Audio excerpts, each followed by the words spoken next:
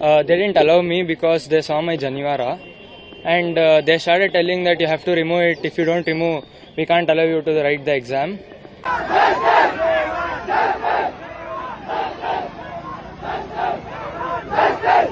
Recent ಆಗಿ ಕರ್ನಾಟಕದಲ್ಲಿ 2 ವಿಚಾರ ಲಿಟ್ರಲಿ ತುಂಬಾ ವರ್ಸ್ಟ್ ಅಂತ ಅನಿಸ್ತಿದೆ. ನಂಬರ್ 1, ಸಿಟಿ ಎಕ್ಸಾಮ್ ಬರೆಯಕ್ಕೆ ಹೋಗಿರೋಂಥ ವ್ಯಕ್ತಿಗೆ ಜಂಜವಾರ ನಾನು ತೆಗಿತೀನಿ ಸರ್ ಅಂತ ಹೇಳ್ತಿದ್ರು ಕೂಡ ಕಟ್ ಮಾಡಿ ಆಚೆ ಕಿಟಕಿಯಲ್ಲಿ ಬಿಸಾಕ್ತಾರೆ ಅಂತ.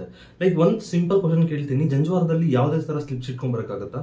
ಇಲ್ಲ ಅದು ಏನ್ ಮಾಲ್ ಪ್ರಾಕ್ಟೀಸ್ ಅಂತ ನಿಮ್ಗೆ ಕನ್ಸಿಡರ್ ಮಾಡ್ತೀರಾ exam sections under?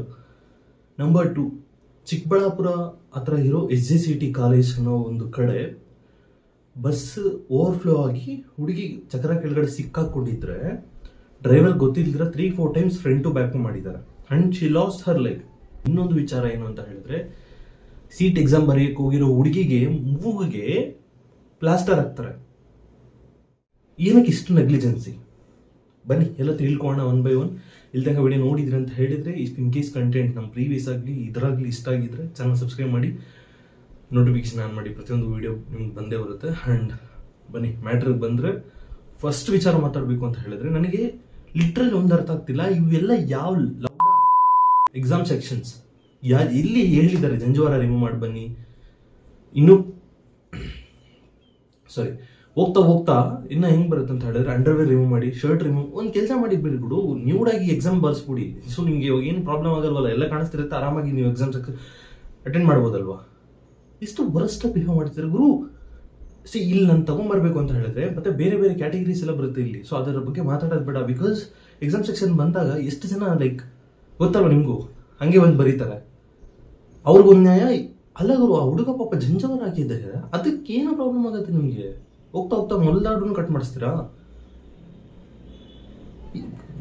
Literally worst ಅನಿಸಿದೆ. ಅಂಡ್ ಮೋರ್ ಓವರ್ ನನ್ನ ವಿಡಿಯೋಸ್ ಡಿಲೇ ಆಗೋಕ್ಕೂ ರೀಸನ್ ಅಂತ ಹೇಳಿದ್ರೆ, ರೀಸೆಂಟ್ ಆಗಿ ನಾವು ಕ್ಲೋಸ್ ಸರ್ಕಲ್ ಅಲ್ಲಿ ಒಂದು ಇಶ್ಯೂ ಆಯ್ತು. ಅದಾದ್ಮೇಲೆ ನನಗೆ ಜೀವನದಲ್ಲಿ ವಿರಕ್ತಿ ಬಂದ್ಬಿಟ್ಟಿದೆ.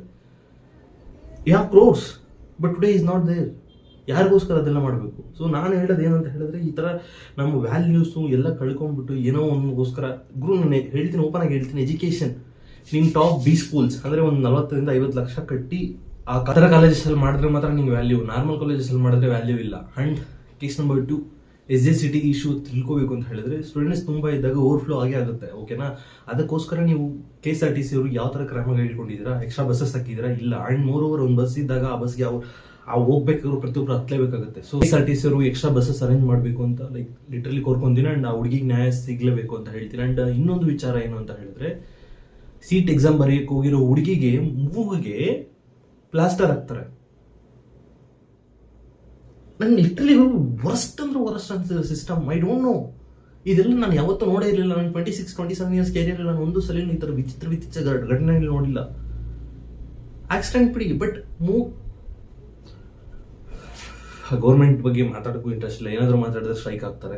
ದಯವಿಟ್ಟು ಇಲ್ಲಿ ತನಕ ಚಾನಲ್ ನೋಡಿ, ಇದರಿಂದ ಸಬ್ಸ್ಕ್ರೈಬ್ ಮಾಡಿ. ಅಂಡ್ ನಿಮ್ಮ ಅನಿಸಿಕೆ ಏನು ಅಂತ ಕಮೆಂಟ್ ಸೆಕ್ಷನ್ ಅಲ್ಲಿ ತಿಳಿಸಿ. ನೆಕ್ಸ್ಟ್ ವಿಡಿಯೋದಲ್ಲಿ ಟಿಲ್ ದೆನ್ ಬೈ.